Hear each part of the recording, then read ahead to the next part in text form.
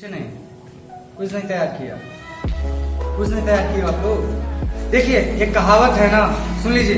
एक कहावत कही गई है कि जिस व्यक्ति के अंदर साहित्य नहीं होता, संगीत नहीं होता, वह व्यक्ति व्यक्ति नहीं कहलाता। उसके हृदय में साहित्य और संगीत दोनों का वास होना ही एक मानव का क्या है, मानव का क्या है, अधिकार है, वर्णन है। क्योंकि जिस व्यक्ति के अंदर साहित्य और संगीत का स्थान नहीं होता, वह व्यक्ति व्यक्ति नहीं कहलाता, केवल एक निमित्त मात्र है वो। इसलिए हमेशा आप साहित्य और संगीत के प्रति रुचि में रखिए। नहीं आता है गाना, कोई भी बात नहीं, आप आइए तो सही, आपके अंदर से जो डर होगा वो निकलेगा, वह समझाइए। और मैं चाहूंगा कि अगर आप लोग में 2-4 शब्द कोई कहना चाहते हैं तो बिल्कुल आके यहाँ पे कहिए, क्योंकि आपके अंदर से वो डर निकलेगा। डर जिस दिन निकल जाएगा उस दिन आप हमेशा कहीं ना कहीं 2-4 शब्द क्लियर। मैं चाहूंगा कि सर से 2-4 शब्द आप लोगों के विकास में, आप लोगों के जीवन को बनाने के रूप में 2-4 शब्द करें। इसी में सर से मैं आग्रह करना चाहूंगा 2-4 शब्द बच्चों के विषय में बताएं।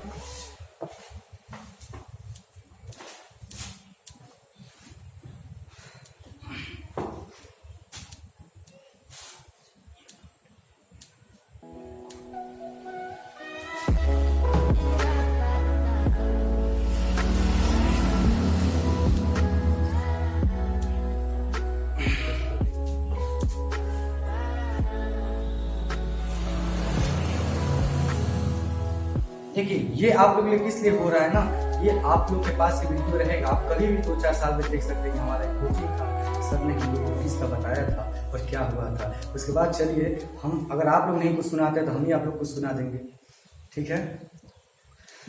अभी सुन इससे देखिए सर क्या आपके सामने कुछ बातें बताएंगे, आप समझिए हम दोनों बातें। अभी हम लोग बीच में सर बताए हैं कि यहाँ पे स्टेज पे आके बोलना बहुत बड़ी बात होता है, यह सब कोई नहीं कर सकता। इसको अगर आप लोग सीख लोग ना, आप लोग कितना पब्लिक हो उसमें आप लोग अपनी बातों को रख सकते हो, अपनी बातों को मोटिवेट कर सकते हो। कितने लोग किसी को पैसा देकर मोटिवेट करते हैं, लेकिन कुछ लोग ऐसे होते हैं अपनी वाणी के माध्यम से भी किसी को सबको मोटिवेट कर देते हैं, यानी जैसा वो चाहते हैं वैसा वो लोग करने के लिए तैयार हो जाते हैं। तो यहाँ पे आकर के सीखना चाहिए। यह विद्यार्थी स्टूडेंट लाइफ ऐसा है कि यहाँ पे बच्चे सब कुछ नहीं जानते हैं, यहीं पे आप सब लोग देखते हैं। हम भी कभी ऐसा करते तो हम भी सीखेंगे, ऐसा नहीं कि हम जैसे पढ़े तुरंत आके यहाँ पे बोलना चालू कर दिया, आप लोग पढ़ाना चालू कर दिया, ऐसा नहीं है, ऐसा होता भी नहीं। पहले आप लोग सीखना पड़ता है, यहाँ पे धीरे धीरे प्रैक्टिस करना पड़ता है। जब आप लोग यहाँ पे आके अपने डर को दूर करोगे तभी आप कुछ कर पाओगे। तो आज हम लोग सेलिब्रेट कर रहे हैं 5 सितंबर, ठीक है। तो आज हम लोग 5 सितंबर को टीचर डे के रूप में सेलिब्रेट करते हैं, आप सभी लोग जानते हो। लेकिन ये भी जानना है हम लोग जरूर है कि क्यों हम लोग यह टीचर डे सेलिब्रेट करते हैं। तो आज के दिन महान विद्वान का जन्म हुआ था। तो आप लोग जानते ही हो वह फर्स्ट वाइस प्रेसिडेंट रह चुके हैं एंड सेकेंड प्रेसिडेंट भी रह चुके हैं अपने इंडिया का। तो आप लोग मालूम होगा कि वह एक ब्राह्मण परिवार में से बिलोंग करते थे। वो जब जन्म हुआ उनका जो फैमिली था बहुत ही पुअर फैमिली था, ठीक है।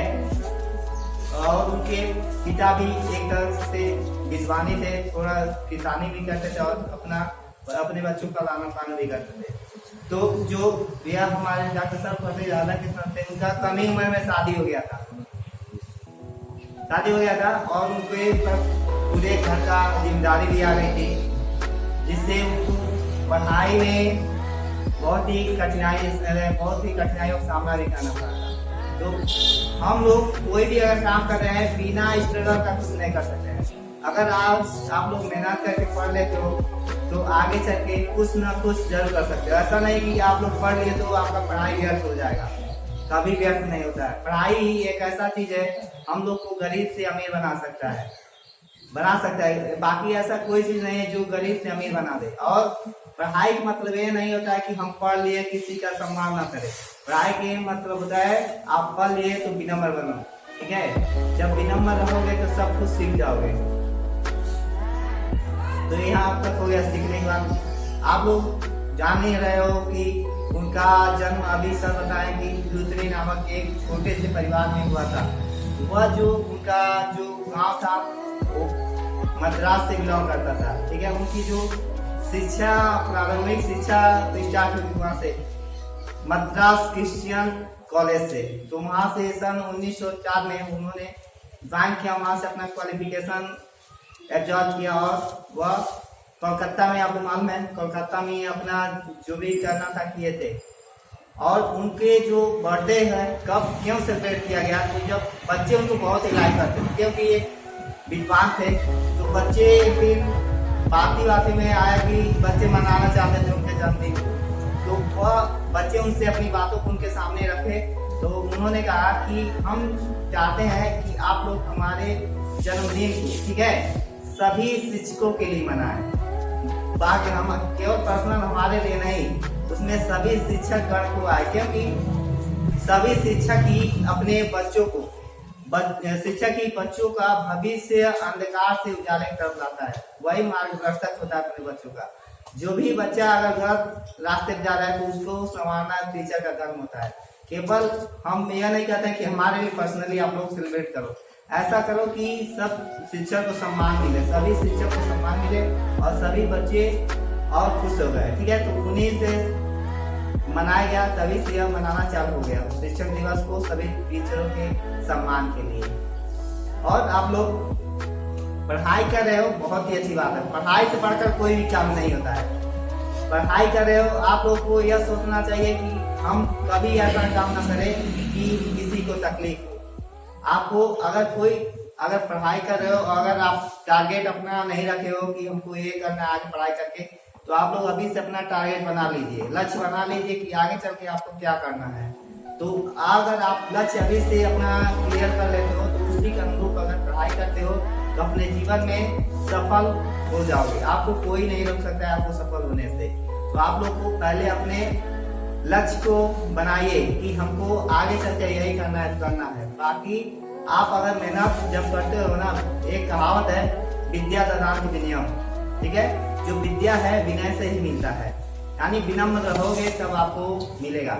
पहले आप झुकना सीखिए। कितने बच्चे ऐसे होते हैं सर लोगों का प्रणाम करते हैं, प्रणाम करने का एक मैनर होता है, प्रणाम उनका पैर छू के किया जाता है, लेकिन ये लोग ऊपर से ही करते हैं, लेकिन ये गलत बात है।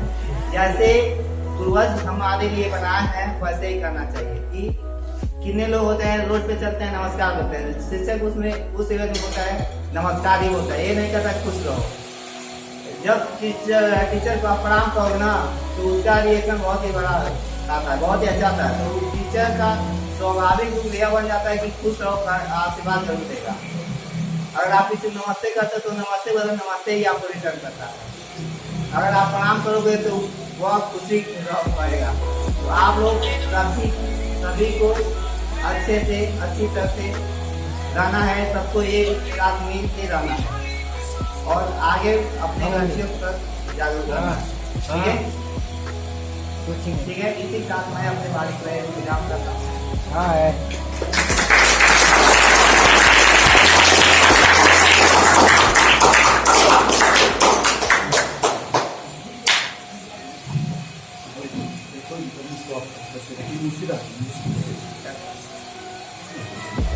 ये जैसे सर ने बताया आपको कि जीवन में लक्ष्य हमेशा साथ कर रखे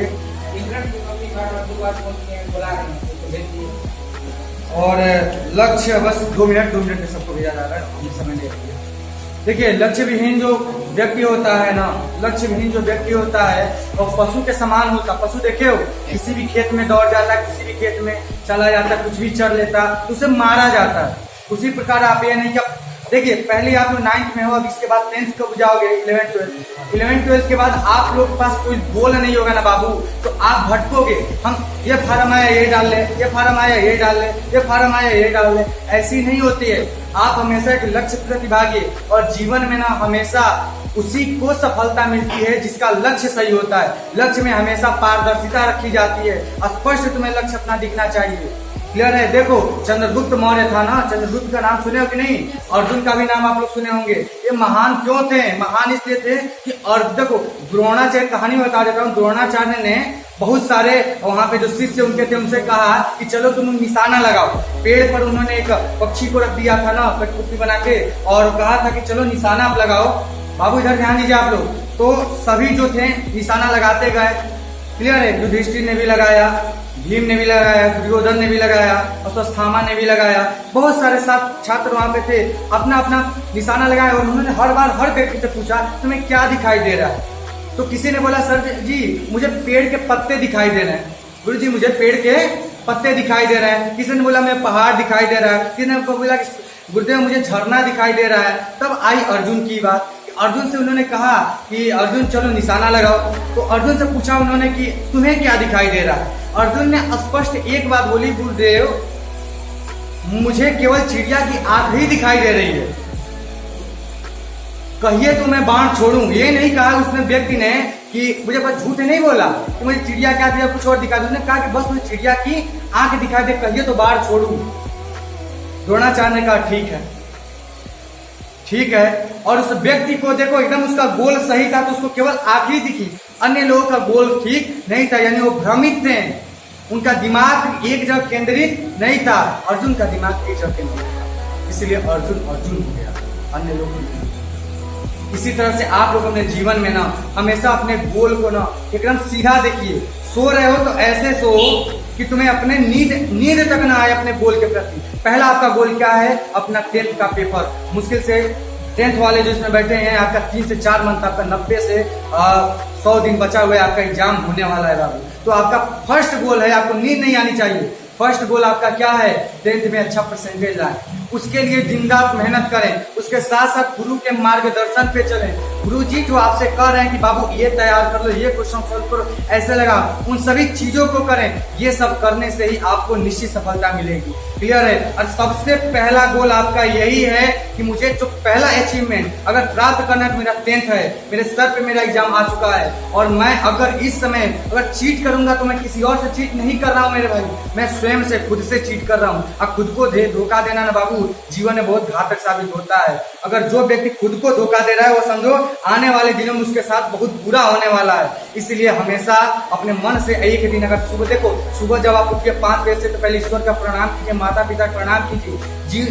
पूरे दिन भर में 24 घंटे में आप जो कीजिए, रात को सोइए और एक आकलन कीजिए रात बंद करके, आज हमने नया क्या सीखा, आज हमने नया क्या जाना, और उसके बाद तुम्हारा खुद अंतर मन बोल देगा कि आज तुमने ये सीखा है। और जब तुम्हारा दिल बोल दे नहीं आज तुमने कुछ नहीं सीखा, समझ जाना कि तुम्हारा वह दिन व्यर्थ गया है, क्योंकि तुमसे बढ़िया तुम्हारा कोई गुरु नहीं है, तुमसे बढ़िया कोई तुमको समझने वाला बताने वाला नहीं है। आज भी हम लोग या सर लोग यही करते हैं कि दिन भर में हम लोग जो भी काम करते हैं सोते हैं तो सोचते हैं कि आज हमने नया क्या किया, आज हमने क्या किया अच्छा, क्या किया बुरा, उससे हमें सीख मिलती है कि हम अगला अपना दिन कैसे अच्छा बना सकें। इसलिए मैं यही कहना चाहता कि अपना लक्ष्य पहले साधिए। पहला लक्ष्य जो होता है उसमें अगर आप अच्छा कर लेते हैं तो आपको अनुभव हो जाएगा, कॉन्फिडेंस आपके अंदर आ जाएगा, आत्मविश्वास आ जाएगा, और एक एक दिन आपका देखिए आपके समय में से कट रहा है, उस दिन को पहचानिए कि हमको एक एक दिन हमारे लिए कितना महत्वपूर्ण है। क्योंकि बाबू बूंद बूंद से ही घड़ा भरता है। क्लियर है ना? बूंद बूंद से ही घड़ा भरता है। तिनका तिनका देखिए ना पक्षी को, एक एक तिनके को जोड़ जोड़ के अपना घोंसला तैयार करती। तो आप क्यों नहीं समझते हैं? उस पक्षी से आप लोग सीख लीजिए। क्लियर है ना? उस किससे? घड़े से आप सीख लीजिए। और दूसरी बात, अगर आपको कोई गुरुजन आपको डांटते फटकारते हैं तो आप उसको अन्यथा कदम मत लीजिए। कुम्हार को देखिए ना, कुम्हार क्या करता है? वह घड़े को पीटता है, ठोकता है, क्लियर है, धूप में सुखाता है, इसलिए कि मेरे घड़े में कोई छिद्र ना हो जाए, मेरा घड़े का आकार कोई बिगड़ मत जाए। क्योंकि जब ये दुकान में मार्केट में जाएगा तो मेरा घड़ा सबसे अव्वल है, मेरे घड़े को सब लोग मांग करें, इसीलिए उसे वो पीटता है, मारता है, तपाता है। और वही घड़ा एक दिन जब निखर के आता है तो कहीं छिद्र नहीं होता। जब पानी भरा जाता है तो पूरी पानी उसमें आती है। उसी तरह से आपके गुरुजन होते हैं, अगर आपको डांटते हैं, फटकारते हैं, बोलते हैं आप रुको मत जाओ, ये काम करो, वो काम करो, आप उसको बिल्कुल भी अपने दिल पे मत लीजिए। क्योंकि गुरु कहीं ना कहीं आपकी ही भलाई की बातें बोल रहा है, ना कि उसका खुद का स्वार्थ है। क्योंकि जो आपके शिक्षक हैं, जो आपके गुरुजी हैं, वो आपके घर पटीदार के नहीं है, आपसे उनका कोई ताल्लुक नहीं है। लेकिन आपके लिए वो क्या क्या करते हैं, क्या क्या आपको समझना चाहिए कि आपके लिए कितना मेहनत करना है। कुछ भी अगर बोलते हैं तो आप हमेशा उनकी बातों को अमल करिए और हमेशा उनकी बात मानिए। और जीवन में 2 चीज मेरा याद रखना, पहला 3 चीज, माता पिता गुरु। अगर इन तीनों की बात जीवन में तुम मानते रह गए ना बाबू, तो तीसरा तुमने किसी का कर्जा नहीं खाया है ना, तुम्हें कोई दबा नहीं सकता जीवन में, मेरा बात मानो। अगर तुम जीवन में 3 लोगों को माने, माता पिता और गुरु, तो तुमको कोई कर्जा नहीं खिलाएगा जिससे तुम आज के बाद तुम्हें कोई उंगली दिखा सके। हमेशा 3 लोगों का आप लोग बात मानिए, माता पिता और गुरु, क्योंकि यही एक 3 महान विभूति हैं जो आपके जीवन को बनाने में सब कुछ कर देते हैं। माता का देखो थोड़ा सा खरोच लग जाता है, तुम क्या बोलते हो, अरे माई बोलते हो कि नहीं बोलते? पिताजी को याद करते हो, क्लियर है? क्योंकि माता पिता आपके सबसे दिल के करीब होते हैं।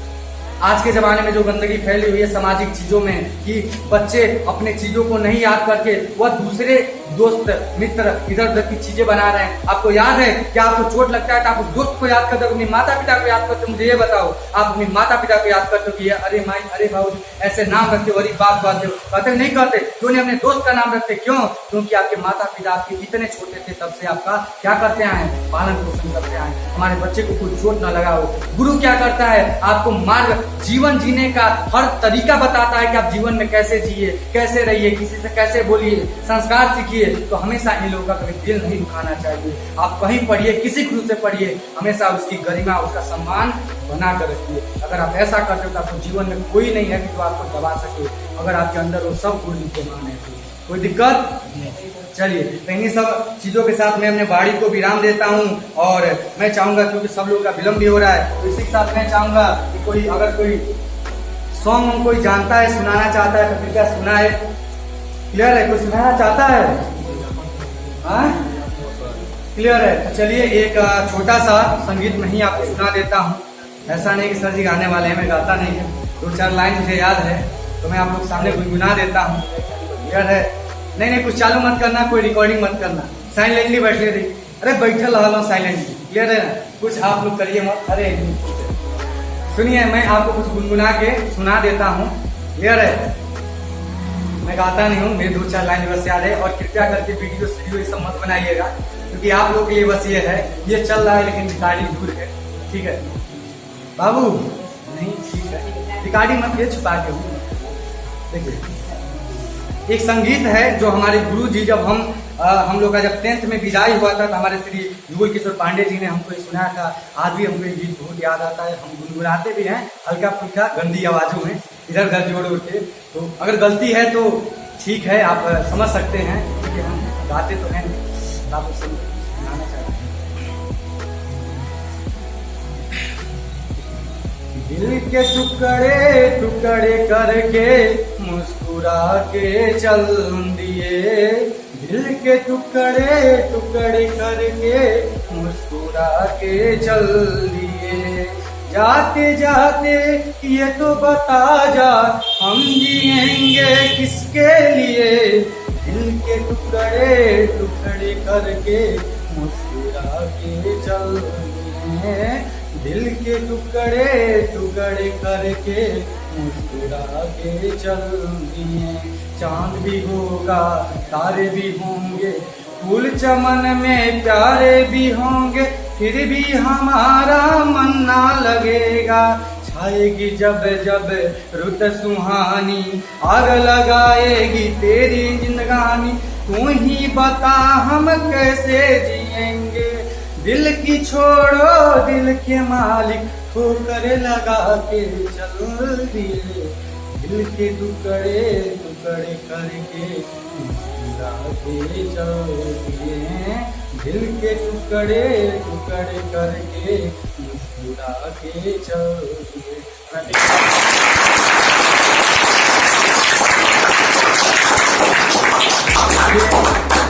सारी चीजें हैं, सारी अशुद्धियाँ होंगी, ठीक है, क्योंकि हम गाते नहीं हैं, आपको नहीं सुना तो सोचे इस अवसर पे हम भी सुना देते हैं। ठीक है, तो हमेशा इसकी वजह रखिएगा, कुछ याद करके आइएगा, क्योंकि हर बार मैं नहीं सुनाऊंगा, आपको भी सुनाना पड़ेगा। ठीक है, तो ठीक है, इसी साथ हम चलते हैं। टाइमिंग सुन लीजिए 1 मिनट। मंडे से 9th वाले का जो टाइमिंग रहेगा वो 6 बजे सुबह में, कल आपको 6 बजे सुबह में आना है। कोई दिक्कत नहीं? अभी नहीं, कोई कंफर्मेशन नहीं है, क्योंकि जब स्कूल के मालिक आपसे कहेंगे ना स्कूल बंद, तब स्कूल बंद होगा। अभी स्कूल बंद नहीं है। क्लियर है? आप देख लीजिएगा, स्कूल जाएंगे बताया जाएगा। तो सुनिए, कल 6 बजे 9 वाले आएंगे, और सर भी जानते हैं कि इनको 7 बजे आना है। क्लियर है? तो 6 बजे सभी लोग कल आइएगा, 9 वाले 6 बजे सुबह में। क्लियर है? 7 को नहीं आना। और 10th वाले आएंगे 4:30 बजे। स्टॉप कर दे। हाँ हाँ, अरे क्या मतलब हमें